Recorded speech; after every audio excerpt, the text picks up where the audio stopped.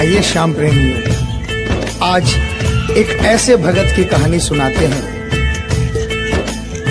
जो अपने व्यापार में इतना लीन था कि उसे दिन दुनिया की कोई खबर नहीं थी। उसे सिर्फ पैसा पैसा और सिर्फ पैसे के बारे में चिंता थी। उसके घर वाले, उसके परिवार वाले सारे परेशान थे कि सेठ कभी कहीं नहीं जाता, सुबह से लेकर रात तक हर समय पैसे में ही लिपटा रहता है। बहुत दिनों से उसके इष्ट मित्र उसे कहते थे कि तुम हमारे साथ कहीं चलो, अपने बच्चों को लेकर चलो, लेकिन सेठ कहता इसके लिए काफी समय पड़ा है, अभी मुझे सिर्फ पैसा कमाना है। लेकिन एक दिन कुछ मित्रों ने बहुत जोर दिया कि 2 दिन की छुट्टियां हैं, हम खाटू श्याम जी के दरबार में जा रहे हैं, पूरे परिवार को साथ लेकर हमारे साथ चलो। और सेठ उनको ये बात मना नहीं कर पाया और बिना मन के वो उन परिवार वालों और इष्ट मित्रों के साथ खाटू के लिए रवाना हो गया। रास्ते भर वो अपने व्यापार की बातें करता रहा। उसे खाटू जाने की जरा भी इच्छा नहीं थी। लेकिन जब खाटू पहुंचा और बाबा श्याम के मंदिर में पहुंचा और जब बाबा से नजरें मिली, उसके होश उड़ गए। सेठ के परिवार वाले सारे दर्शन करके बाहर आ गए। वो सिर्फ 1 मिनट के लिए मंदिर में आया, लेकिन घंटों तक बाबा के दरबार में खड़ा रह गया। उसको होश नहीं रहा और वो बाबा की तरफ देखकर आंखें बंद करके आंसुओं की धार बहती रही और वो बाबा से मन ही मन बातें करता रहा। जब परिवार वालों ने उसे कहा कि अब चलना है, तो सेठ ने बाबा से कहा, प्रभु मुझे अब हर महीने 11 को अपने दरबार में बुलाओ। और ये कह करके वो बाबा के दरबार से वापस अपने घर को आ गया। 15 दिन बाद 11 आई। सेठ बहुत से लोगों को लेकर अपने साथ बाबा के दरबार में गया। ऐसे हर 11 को वो खाटू जाने लगे। लेकिन एक दिन जैसे ही वो सुबह 11 को घर से निकलने लगा, मुनीम ने कहा, सेठ जी कहाँ जा रहे हो? सेठ ने कहा, अरे मुनीम तुझे पता नहीं, आज 11 है, मुझे खाटू धाम जाना है। मुनीम ने कहा, सेठ जी आपको पता नहीं, आज बाहर के कुछ व्यापारी आने वाले हैं, लाखों का सौदा होने वाला है और वो व्यापारी आज रात को वापस इंडिया के बाहर चले जाएंगे। आपके पास तो मौका है, आप 11 की जगह मावस को खाटू चले जाना। सेठ के मन में ये आया कि हाँ, इसमें क्या फर्क पड़ता है, आज यहाँ व्यापार कर लेता हूँ, सौदा कर लेता हूँ, मैं खाटू मावस को चला जाऊंगा। और सेठ उस दिन खाटू नहीं जा पाया। 11 निकल गई, मावस आई, मावस को फिर कोई व्यापारी आ गया। उसके बाद फिर पूर्णिमा आई, फिर कोई व्यापारी आ गया और इसी तरह सेठ व्यापार में फिर उलझ गया। एक दिन रात को सेठ सोया तो उसके नींदों में उसे ऐसा आभास हुआ कि उसे कोई आवाज आ रही है और उसने बड़े ध्यान से सुना।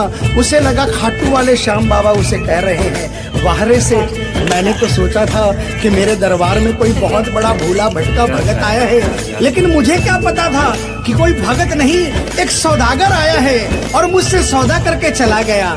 आज तू अपने घर में, अपने व्यापार में खूब खुश है, तू वहीं पर खुश रहे। और ऐसा कहकर वो आवाज बंद हो गई। सेठ की आंखें खुली, उसके मन में ग्लानि हो गई।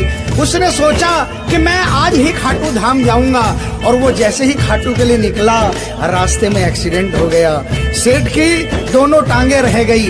अब सेठ अपने पैरों पर खड़ा नहीं हो पाया और उसके मन की मन में ही रह गई। सेठ बहुत तड़पता रहा। एक दिन सेठ अपने घर के दरवाजे पर बैठा, आंसू बहा रहा कि मेरा बुलावा क्यों नहीं आ रहा, मैंने इतनी बड़ी गलती करी, मुझे बाबा के दरबार से इतनी दूरी क्यों हो गई। इतने में उसके घर के सामने से एक डाकिया निकला। सेठ ने डाकिया को आवाज लगाई और कहा, ए डाकिया, तुम तो कलकत्ता, दिल्ली, बम्बई भक्तों का संदेशा लेकर जाते हो, लोगों के चिट्ठियां पहुंचाते हो। आज मेरी एक चिट्ठी, मेरा एक संदेशा मेरे खाटू वाले श्याम बाबा के दरबार में क्या पहुंचा दोगे? डाकिया ने कहा, सेठ मैं तो आजकल खाली रहता हूँ, जब से इंटरनेट का जमाना आया है लोग ईमेल पर ही चैटिंग कर लेते हैं, बताओ तुम्हारा क्या संदेशा है और कहाँ पहुँचाना है। और ऐसे डाकिया ने सेठ से कहा और सेठ ने डाकिया से कहा।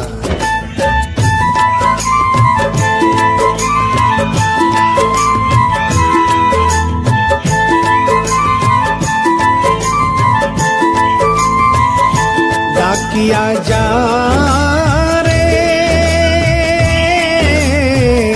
श्याम ने संदेशो दीजे, श्याम ने जाए तो कह दीजे, भगत थार दर्शन न तरसे। डाकिया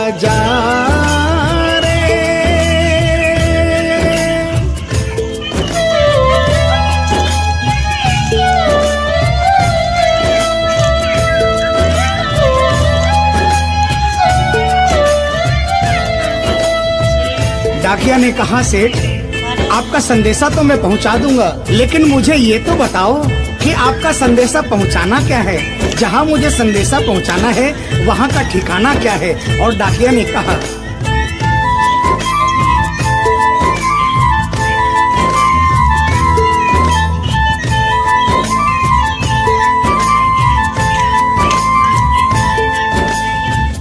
कौन से गांव थारो शाम बस्यो है, इतनो मान बता दे सेवक रे।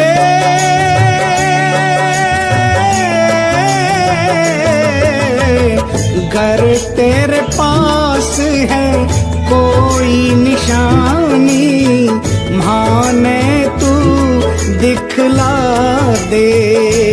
कैया जानूंगा पहचान, मैं हूँ छोरो अनजान।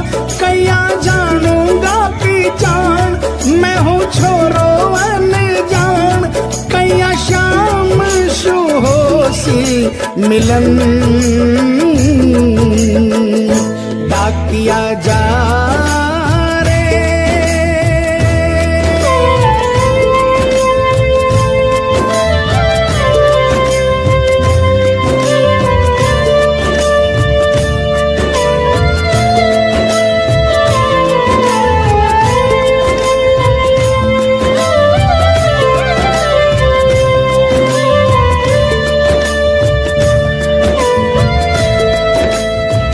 सेठ ने कहा, डाकिया मैं तुझे जिस जगह का ठिकाना बता रहा हूँ वहाँ ऐसा दरबार है जहाँ जो एक बार जाता है वो वहीं का हो जाता है।